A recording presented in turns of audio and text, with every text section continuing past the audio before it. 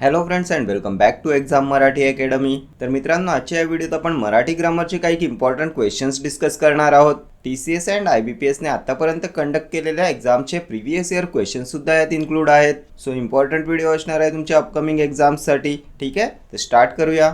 वाक्यप्रचार व त्यांचे अर्थ यांच्या अचूक जोड्या जुळवा. ओहोटी लागणे, कानामागे टाकणे, चंचू प्रवेश होणे, जरब बसविणे.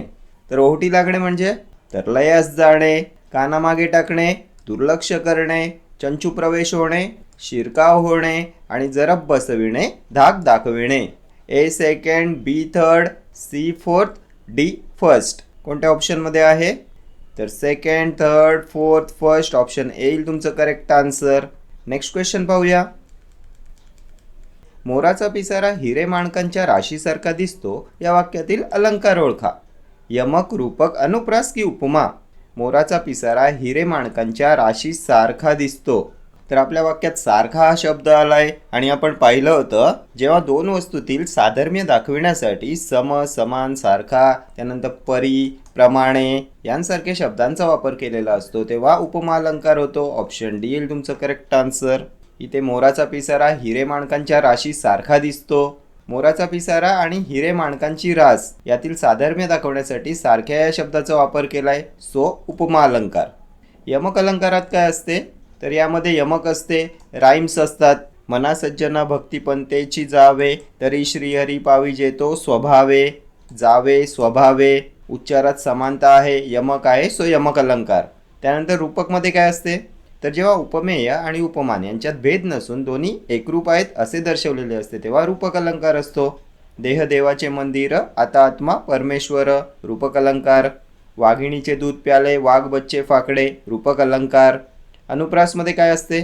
तर यामध्ये एकाच अक्षराची पुनरावृत्ती असते. बालिश बहु बायकांत बडबडला, ब या अक्षराची पुनरावृत्ती, अनुप्रास अलंकार. नेक्स्ट क्वेश्चन पाहूया. प्राणी आणि त्यांचे आवाज यांच्या योग्य जोड्या लावा. मोर, साप, वाघ, भुंगा, डरकाळी, गुंजारव, फुतकार, केकारव. तर मोराचा काय असतो? केकारव. सापाचे फुतकारणे असते ना. त्यानंतर वाघ, डरकाळी आणि भुंगा, गुंजारव. 4, 3, 1, 2 कोणत्या ऑप्शनमध्ये आहे चेक करा. तर 4, 3, 1, 2 ऑप्शन ए मध्ये आहे. ऑप्शन ए येईल तुमचं करेक्ट आन्सर. मोर, केकारव, साप, फुतकार, वाघ, डरकाळी, भुंगा, गुंजारव. त्यानंतर आणखी कोणते ध्वनिदर्शक शब्द विचारण्यात येतात एक्झामला? तर कोल्ह्यांची काय असते? तर कोल्ह्यांची असते कोल्हेकुई. कोल्हेकुई असते कोल्ह्यांची. त्यानंतर विचारतात हंसांचा. तर हंसांचा असतो कलरव. कलरव असतो हंसांचा. पक्ष्यांचा किलबिलाट. त्यानंतर घुबडाचा काय असतो? तर घुबडाचा घुतकार. हत्तीचे काय असते? चित्कारणे. त्यानंतर सिंहाची तर सिंहगर्जना, गर्जना. गाईचे काय असते? तर गाईचे हंबरणे. तर हे सर्व क्वेश्चन्स प्रिव्हियस इयर विचारण्यात आलेले क्वेश्चन्स आहेत, सो इम्पॉर्टंट असणार आहेत तुमच्या एक्झामिनेशन पॉईंट ऑफ व्ह्यूने. ठीक आहे, नेक्स्ट क्वेश्चन पाहूया. खालीलपैकी कोणत्या साहित्यिकाला ज्ञानपीठ पुरस्कार मिळाला आहे? अरुणा ढेरे, नीरजा, वि. स. खांडेकर की राजन गवस. ज्ञानपीठ पुरस्कार तर कोणाला भेटलेला आहे ज्ञानपीठ पुरस्कार? तर राजन गवस यांना भेटलेला आहे. ऑप्शन डी येईल तुमचं करेक्ट आन्सर. राजन गवस यांच्या कादंबऱ्या कोणत्या आहेत? खूप वेळा रिपीट झालेला क्वेश्चन आहे हा सुद्धा. धिंगाणा कादंबरी विचारण्यात येते. कोणाची आहे धिंगाणा कादंबरी? तर राजन गवस. त्यानंतर विचारण्यात येते तुम्हाला कळप. कळपसुद्धा आहे राजन गवस यांची कादंबरी. त्यानंतर विचारण्यात येते बळीचा, राजन गवस. त्यानंतर आणखी कोणती कादंबरी आहे यांची? तर भंडारभोग. भंडारभोग. आणखी काय येईल? तर तणकट कादंबरीवर सुद्धा क्वेश्चन विचारण्यात आलेला आहे. तणकट कादंबरी सुद्धा आहे राजन गवस यांची. ठीक आहे, धिंगाणा, कळप, बळीचा, भंडारभोग आणि तणकट. त्यानंतर अरुणा ढेरे यांचा कविता संग्रह कोणता आहे? तर मंत्राक्षर. हा सुद्धा प्रिव्हियस इयर क्वेश्चन आहे. मंत्राक्षर हा कविता संग्रह आहे अरुणा ढेरे यांचा. आणखी कोणते यांचे कविता संग्रह आहेत? तर जावे जन्माकडे. जावे जन्माकडे हा सुद्धा कविता संग्रह आहे अरुणा ढेरे यांचा. त्यानंतर येईल तुमचा प्रारंभ. आणखी काय येईल? तर निरंजन. हे सर्व कविता संग्रह आहेत अरुणा ढेरे यांचे. ठीक आहे, हे सर्व विचारण्यात आलेले क्वेश्चन्स आहेत. त्यानंतर वि. स. खांडेकर यांचं लेखन काय आहे? तर वेचलेली फुले. प्रिव्हियस इयर क्वेश्चन आहे. वेचलेली फुले हा कथासंग्रह कोणाचा आहे? तर वि स खांडेकर यांचा. त्यानंतर अमृतवेल. अमृतवेल ही कादंबरी कोणाची आहे? तर वि स खांडेकर. त्यानंतर हृदयाची हाक वि स खांडेकर. कालची स्वप्ने वि स खांडेकर. त्यानंतर येईल तुमचं अश्रू आणि हास्य. अश्रू आणि हास्य हे सुद्धा पुस्तक आहे वि स खांडेकर यांचं. हे जे एक्स्ट्रा पॉईंट्स मी इथे सांगतोय हे सर्व प्रिव्हियस इयर विचारण्यात आलेले क्वेश्चन्स आहेत. ठीक आहे, सो हे सुद्धा इम्पॉर्टंट आहे तुमच्यासाठी. नेक्स्ट क्वेश्चन पाहूया. फकीरा हे अण्णाभाऊ साठे यांचे लेखन कोणत्या साहित्य प्रकारातील आहे? कथासंग्रह, कविता संग्रह, नाटक की कादंबरी? तर काय आहे फकीरा? तर फकीरा ही कादंबरी आहे ना. ऑप्शन डी येईल तुमचं करेक्ट आन्सर. नेक्स्ट क्वेश्चन पाहूया. रामाने नलाकडून सेतू बांधविला वाक्यातील क्रियापदाचा प्रकार ओळखा. प्रयोजक क्रियापद, शक्य क्रियापद, सिद्ध क्रियापद की भावकर्तृक क्रियापद? तर या वाक्यात क्रियापद कोणतं आहे? तर बांधविला क्रियापद आहे ना. हे कोणतं क्रियापद येईल? तर हे प्रयोजक क्रियापद येईल. ऑप्शन येईल तुमचं करेक्ट आन्सर. काय असते प्रयोजक क्रियापद? तर यामध्ये वाक्यातील एखादी क्रिया कर्ता दुसऱ्याकडून करून घेत असतो. इथे रामाने नलाकडून सेतू बांधविला. कर्ता काय आहे? तर राम कर्ता आहे आणि सेतू बांधण्याची क्रिया रामाने नलाकडून करून घेतली आहे. सो प्रयोजक क्रियापद. ठीक आहे. शक्य क्रियापद काय असते? तर याला सामर्थ्यदर्शक क्रियापद सुद्धा म्हणतात शक्य क्रियापदाला. या क्रियापदातून कर्त्याच्या अंगी एखादी क्रिया करण्याचे सामर्थ्य दर्शवलेले असते. करवते, खाववते, पळवते ही आहेत तुमची शक्य क्रियापदे. ठीक आहे. सिद्ध क्रियापद काय असते? तर कर, त्यानंतर बस, जा ही आहेत तुमची सिद्ध क्रियापदे. क्रियापदातील जे मूळ धातू असतात त्या धातूंचा जेव्हा क्रियापदाप्रमाणे वापर केलेला असतो तेव्हा सिद्ध क्रियापदे असतात. ठीक आहे. त्यानंतर भावकर्तृक क्रियापद काय असते? तर यामध्ये क्रियापदातच कर्ता सामावलेला असतो. उजाडले, गडगडले ही आहेत तुमची भावकर्तृक क्रियापदे. ठीक आहे. यामध्ये क्रियापदातच कर्ता सामावलेला असतो. गावी जाताना उजाडले, आज दिवसभर गडगडते, क्रियापदातच कर्ता सामावलेला आहे. ठीक आहे. नेक्स्ट क्वेश्चन पाहूया. कर्णापरी तू दिसतोस दाता अलंकार ओळखायचा आहे. उत्प्रेक्षा, अतिशयोक्ती, दृष्टांत की उपमा? कर्णापरी तू दिसतोस दाता. परी, परी शब्द आलाय. काय पाहिलं होतं आपण? तर परी, परीस, प्रमाणे, सम, समान, सारखा हे शब्द आल्यावर कोणता अलंकार असतो? तर उपमा अलंकार असतो ना. Option D. आपण फर्स्ट क्वेश्चनमध्ये पाहिलं होतं ना, जेव्हा दोन वस्तूतील साधर्म्य दाखवण्यासाठी सम, समान, सारखा, परी, परीस, प्रमाणे यांसारख्या शब्दांचा वापर केलेला असतो तेव्हा उपमा अलंकार असतो. उत्प्रेक्ष अलंकार कधी येतो? तर जणू, त्यानंतर गमे, जणू, गमे, वाटे, भासे, जणू काय हे शब्द वापरलेले असतात तेव्हा उत्प्रेक्ष अलंकार असतो. जणू, गमे, वाटे, भासे, जणू काय. ठीक आहे. उत्प्रेक्ष अलंकारावर सुद्धा खूप वेळा एक्झामला क्वेश्चन विचारण्यात येतात. हा आंबा जणू साखरच, त्याचे अक्षर जणू काय मोतीच, त्यानंतर ती गुलाबी उषा म्हणजे परमेश्वराचे रूपच जणू, जणू, गमे, वाटे, भासे, जणू काय. अतिशयोक्ती, तर ती रडली समुद्राच्या समुद्र, एखादी कल्पना आहे त्यापेक्षा फुगून सांगितलेली असते तेव्हा अतिशयोक्ती अलंकार असतो ना. दृष्टांत अलंकार, तर एखादा विषय सांगण्यासाठी दाखला, उदाहरण दिलेलं असते तेव्हा दृष्टांत अलंकार असतो. उदाहरण काय येईल? तर लहानपण देगा देवा, मुंगी साखरेचा रवा, ऐरावत रत्न थोर, त्यासी अंकुशाचा मार हे आहे तुमचं दृष्टांत अलंकाराचं उदाहरण. ठीक आहे. एखादी गोष्ट पटवून सांगण्यासाठी दाखला दिलेला असतो, दृष्टांत दिलेला असतो. नेक्स्ट क्वेश्चन पाहूया. एखादी गोष्ट वस्तुस्थितीपेक्षा अधिक फुगवून सांगितली जाते तेव्हा कोणता अलंकार होतो? तर आता ऑप्शन्सच पाहू नका, आत्ताच आपण डिस्कस केलं. ती रडली समुद्राच्या समुद्र, एखादी गोष्ट वस्तुस्थितीपेक्षा अधिक फुगून सांगितलेली असते. कोणता अलंकार आहे? तर अतिशयोक्ती केले, सो अतिशयोक्ती अलंकार येईल. Option D will be your correct answer. श्लेष अलंकार कधी असतो? तर यामध्ये एकच शब्द दोन अर्थांनी वापरलेला असतो. हे मेघा तू सर्वांना जीवन देतोस, यामध्ये जीवन हा शब्द दोन अर्थांनी वापरलेला आहे. एक जीवन म्हणजे पाणी आणि जीवन म्हणजे आयुष्य. आयुष्य आणि पाणी या दोन अर्थांनी वापरलाय शब्द जीवन, सो हे येईल तुमचं श्लेष अलंकाराचं उदाहरण. त्यानंतर शंकरास पूजले सुमनाने, शंकरास पूजले सुमनाने, इथे सुमनाने या शब्दाचा वापर दोन अर्थांनी केला आहे. सुमनाने म्हणजे चांगल्या मनाने आणि सुमनाने म्हणजे फुलांने. ठीक आहे. नेक्स्ट क्वेश्चन पाहूया. खालीलपैकी कोणता पर्याय चुकीचा आहे?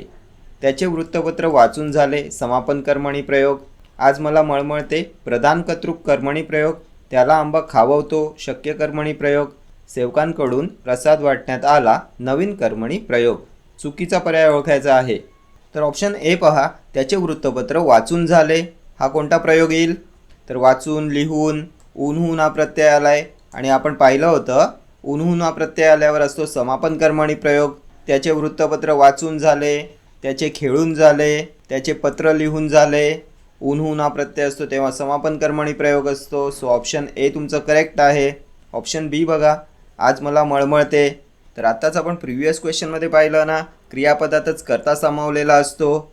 गडगडते, मळमळते, धडधडते. प्रधान कर्तृक कर्मणी प्रयोग येईल का हा? तर नाही येणार. हा येईल तुमचा भावकर्तरी प्रयोग. भावकर्तरी प्रयोग येईल हा. यामध्ये क्रियापदातच कर्ता सामावलेला असतो, म्हणजेच क्रियापदाचा भावच हा कर्ता दर्शवतो. ठीक आहे. सो ऑप्शन बी येईल तुमचं करेक्ट आन्सर. हा तुमचा आहे चुकीचा पर्याय. ठीक आहे. त्यानंतर त्याला आंबा खाववतो, शक्य कर्मणी प्रयोग आहे. क्रियापदातून क्रिया करण्याची शक्यता, सामर्थ्य दर्शवलेलं आहे. खाववतो, करवतो ही आहेत तुमची शक्य कर्मणी प्रयोगाची क्रियापदे. ठीक आहे. त्यानंतर सेवकांकडून प्रसाद वाटण्यात आला, तर जेव्हा कर्त्याला कडून हा प्रत्यय असतो तेव्हा नवीन कर्मणी प्रयोग असतो. सेवकांकडून कडून हा प्रत्यय आला तर नवीन कर्मणी प्रयोग. ठीक आहे. नेक्स्ट क्वेश्चन पाहूया. त्वरित या शब्दाचा समानार्थी शब्द कोणता आहे? तारांबळ, सत्वर, शीतल की थोर. त्वरितचा समानार्थी शब्द काय येईल? तर सत्वर येईल. Option B. Next question. बहीण या शब्दाचा समानार्थी शब्द सांगा. वधू, विप्र, भ्राता की भगिनी. बहीण शब्दाचा समानार्थी शब्द काय येईल? तर भगिनी. Option D. वधू म्हणजे काय? तर वधू म्हणजे नवरी. नवरी म्हणजे वधू. विप्र म्हणजे काय? तर ब्राह्मण. ब्राह्मण म्हणजे विप्र. त्यानंतर भ्राता, तर भ्राता म्हणजे भाऊ. आणखी काय येईल यासाठी? तर सहोदर. सहोदर, भाऊ, भ्राता. ठीक आहे. नेक्स्ट क्वेश्चन पाहूया. पुढील अलंकार ओळखा. हिरवे हिरवे गार गालीचे, हरित तृणाच्या मखमालीचे. कोणता अलंकार येईल? अनन्वय, श्लेष, रूपक की उपमा? हिरवे हिरवे गार गालीचे, हरित तृणाच्या मखमालीचे. तर रूपक अलंकार येईल. Option C. हिरवे हिरवेगार गालीचे, हरित तृणाच्या मखमालीचे. जेव्हा उपमेय आणि उपमान यांच्यात भेद नसून दोन्ही एकरूप आहेत असे दर्शवलेले असते तेव्हा रूपक अलंकार होतो ना. अनन्वयमध्ये काय पाहिलं होतं आपण? तर यामध्ये उपमेयाची तुलना उपमेयाबरोबरच केलेली असते. एखाद्या गोष्टीची तुलना त्याच्या स्वतःबरोबरच केलेली असते तेव्हा अनन्वय अलंकार होतो. आईसारखी आईच अनन्वय अलंकार. आहे ताजमहल एक जगती तोच त्याच्या परी. अनन्वय अलंकार. श्लेषमध्ये काय पाहिलं? तर एकच शब्द दोन अर्थांनी वापरलेला असतो ना श्लेष अलंकारामध्ये. हे मेघा तू सर्वांना जीवन देतोस, शंकरास पूजले सुमनाने. ठीक आहे. आणि उपमा, तर सम, समान, सारखा, परी, परीस, प्रमाणे यांसारख्या शब्दांचा वापर केलेला असतो. नेक्स्ट क्वेश्चन पाहूया. समानार्थी शब्द ओळखा. अचलचा समानार्थी शब्द. विचल, अमर्याद, स्थिर की अवास्तव. तर अचल म्हणजे काय असते? तर अचल म्हणजे स्थिर. Option C. Next question. सर्वांना खाऊ दिला जाईल या वाक्याचा प्रयोग ओळखा. अकर्तृक भावे, कर्मकर्तरी, त्यानंतर भावकर्तरी की शक्य कर्मणी. सर्वांना खाऊ दिला जाईल कोणता प्रयोग येईल? तर हा येईल तुमचा शक्य कर्मणी प्रयोग. Option D. आपण पाहिलं होतं ना, क्रियापदातून क्रिया करण्याची शक्यता, सामर्थ्य, इच्छा, अपेक्षा असा अर्थ व्यक्त झालेला असतो. नेक्स्ट क्वेश्चन पाहूया. समानार्थी शब्दांच्या जोड्यांमधून चुकीची जोडी शोधा. निशा रात्र करेक्ट आहे. मित्र सखा समानार्थी आहे. मत्स्य मीन समानार्थी आहे. भ्रतार भ्राता समानार्थी आहे का? तर भ्राता म्हणजे काय पाहिलं आपण? तर भाऊ म्हणजे भ्राता. आणि भ्रतार म्हणजे काय असते? तर भ्रतार म्हणजे नवरा. सो हे समानार्थी शब्द नाही आहेत. ऑप्शन सी येईल तुमचं करेक्ट आन्सर. भ्रतार म्हणजे नवरा आणि भ्राता म्हणजे भाऊ. ठीक आहे. Next question. काकणभर सरस या वाक्यप्रचाराचा वाक्यातील योग्य उपयोग दर्शवणारे वाक्य निवडा. हातच्या काकणाला आरसा असेल तर काकणे सरस वाटतात. सौंदर्याच्या बाबतीत मी माझ्या बहिणीपेक्षा काकणभर सरस आहे. काकणभर सरस होण्यासाठी हातच्या काकणाला आरसा असावा. आजकाल काकणे कुणी वापरत नाही, मग कोण काकणभर सरस असेल? तर कोणत्या वाक्यात योग्य उपयोग केलेला आहे काकणभर सरस या वाक्यप्रचाराचा? तर मी माझ्या बहिणीपेक्षा काकणभर सरस आहे. ऑप्शन बी मध्ये केला योग्य उपयोग. Option B will be your correct answer. सौंदर्याच्या बाबतीत मी माझ्या बहिणीपेक्षा काकणभर सरस आहे. ठीक आहे. नेक्स्ट क्वेश्चन पाहूया. तिचे डोळे कमळासारखे सुंदर आहेत या वाक्यातील उपमान ओळखा. डोळे कमळ तिचे की सुंदर. उपमान ओळखायचं आहे. तर उपमेय म्हणजे काय असते आणि उपमान म्हणजे काय असते? उपमेय आणि उपमान काय असते? तर ज्या गोष्टीचे वर्णन केलेले असते ते असते तुमचं उपमेय, म्हणजे जी मूळ वस्तू असते ते असते उपमेय आणि ज्याच्याशी तुलना केलेली असते ते असते तुमचं उपमान. इथे मूळ वस्तू काय आहे? तर डोळे मूळ वस्तू आहे, सो डोळे येईल तुमचं उपमेय. आणि डोळ्यांची तुलना कशाशी केलेली आहे? तर कमळासारखे, कमळाबरोबर तुलना झाले, सो कमळ येईल तुमचं उपमान. ऑप्शन बी येईल तुमचं करेक्ट आन्सर. ठीक आहे, डोळे येईल तुमचं उपमेय आणि कमळ उपमान. नेक्स्ट क्वेश्चन पाहूया. आईसारखी आईच यातील अलंकार ओळखा. उपमा श्लेष अनन्वय की उत्प्रेक्षा. तर आपण प्रिव्हियस क्वेश्चनमध्ये पाहिलं होतं ना, एखाद्या गोष्टीची तुलना स्वतःबरोबरच केलेली असते. जेव्हा एखाद्या गोष्टीची तुलना दुसऱ्या कशाशीच होऊ शकत नाही, ती फक्त उपमेयाबरोबरच केलेली असते, तेव्हा अनन्वय अलंकार असतो. Option C will be your correct answer. आईसारखी आईच, त्यानंतर आहे ताजमहल एक जगती तोच त्याच्या परी. हे दोन्ही क्वेश्चन्स प्रिव्हियस इयर क्वेश्चन्स आहेत. ठीक आहे. श्लेषमध्ये आपण काय पाहिलं? तर एकच शब्द दोन अर्थांनी वापरलेला असतो. उत्प्रेक्षा, जणू, गमे, वाटे, भासे, जणू काय. ठीक आहे. नेक्स्ट क्वेश्चन पाहूया. खाली दिलेल्या जोडीतून चुकीच्या जोडीचा पर्याय ओळखा. माझी जन्मठेप महात्मा गांधी, एक झाड दोन पक्षी विश्राम बेडेकर, कृष्णा काठी यशवंतराव चव्हाण, तराळ अंतराळ शंकरराव खरात. चुकीची जोडी ओळखायची आहे. तर माझी जन्मठेप सावरकरांचं आत्मचरित्र आहे ना, सो ऑप्शन ए येईल तुमचं करेक्ट आन्सर. ही आहे तुमची चुकीची जोडी. एक झाड दोन पक्षी विश्राम बेडेकर करेक्ट आहे. कृष्णा काठी यशवंतराव चव्हाण करेक्ट आहे. तराळ अंतराळ शंकरराव खरात. ठीक आहे. नेक्स्ट क्वेश्चन पाहूया. खालील शब्दाचा योग्य अर्थ असलेला पर्याय निवडा. ज्यास कोणीही शत्रू नाही असा. सज्जन, समर्थ, अजातशत्रू की मित्र. खूप वेळा एक्झामला रिपीट झालेला क्वेश्चन आहे हा. ज्यास कोणीही शत्रू नाही असा काय येईल? अजातशत्रू. Option C. Next question. सारे जग ही एक रंगभूमी आहे या वाक्यातील अलंकार ओळखा. यमक, उपमा, रूपक की अनुप्रास. सारे जग ही एक रंगभूमी आहे. तर यामध्ये सुद्धा उपमेय आणि उपमान यांच्यात भेद नसून एकरूप आहेत दोन्ही असे दर्शवलेले आहे. कोणता अलंकार येईल? रूपक अलंकार येईल ना, ऑप्शन सी. सारे जग आणि रंगभूमी हे दोन्ही भिन्न नसून एकच असल्याचे दर्शवलेले आहे, सो रूपक अलंकार येईल. अनुप्रासमध्ये आपण काय पाहिलं होतं? तर एकाच अक्षराची पुनरावृत्ती झालेली असते. नेक्स्ट क्वेश्चन पाहूया. कावळा या शब्दाचा समानार्थी शब्द खाली दिलेल्या पर्यायातून निवडा. कक्ष, प्राणी, एकाक्ष की पक्षी. कावळ्याचा समानार्थी शब्द तर एकाक्ष येईल. Option C. आणखी कोणते आहेत समानार्थी शब्द कावळा या शब्दासाठी? तर याला काक सुद्धा म्हणतात. प्रिव्हियस इयर क्वेश्चन आहे काक. त्यानंतर म्हणतात वायस, काक, वायस. त्यानंतर एकाक्ष. ठीक आहे. नेक्स्ट क्वेश्चन पाहूया. हां, आणि पक्षीसाठी समानार्थी शब्द काय आहेत? पक्षीचे समानार्थी शब्दसुद्धा खूप वेळा एक्झामला विचारण्यात येतात. तर पक्ष्याला द्विज म्हणतात, द्विज. त्यानंतर अंडज येईल, अंडज. खग येईल, खग. त्यानंतर विहंग येईल. ठीक आहे. नेक्स्ट क्वेश्चन पाहूया. भावनाहीन या शब्दाचा विरुद्धार्थी शब्द शोधा. भक्त, भाविक, भाबडा की भावनाशील. भावनाहीनचा विरुद्धार्थी शब्द काय येईल? भावनाशील येईल. Option D. Next question. खाली दिलेल्या विरुद्धार्थी शब्दांच्या जोड्यांमधून अयोग्य जोडी निवडा. चुकीची जोडी ओळखायची आहे. तर साक्षर, निरक्षर विरुद्धार्थी आहे. मित्र, शत्रू विरुद्धार्थी. कमाल, किमान विरुद्धार्थी आहेत. अनल, अग्नी हे विरुद्धार्थी शब्द आहेत का? तर हे समानार्थी शब्द आहेत ना. अनल, अग्नी. त्यानंतर विस्तव, पावक, वन्ही. त्यानंतर वैश्वानर हे अग्नीचे समानार्थी शब्द आहेत. सो ऑप्शन बी येईल तुमची अयोग्य जोडी. नेक्स्ट क्वेश्चन पाहूया. भरपूर मार देणे या अर्थाचा वाक्यप्रचार शोधा.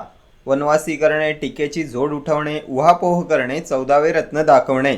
तर हा सुद्धा खूप वेळा एक्झामला रिपीट झालेला क्वेश्चन आहे. फक्त इथे वाक्यप्रचाराचा अर्थ दिलाय. नेहमी वाक्यप्रचार देऊन हा अर्थ तुम्हाला ऑप्शन्समध्ये दिला जातो. तर काय असते भरपूर मार देणे म्हणजे? 14वे रत्न दाखवणे. Option D. ठीक आहे. तर हे सर्व क्वेश्चन्स तुमच्या TCS आणि IBPSने आत्तापर्यंत कंडक्ट केलेल्या एक्झाम्सचे क्वेश्चन्स आहेत. सो हे मोस्ट इम्पॉर्टंट असणार आहेत तुमच्या एक्झामिनेशन पॉईंट ऑफ व्ह्यूने.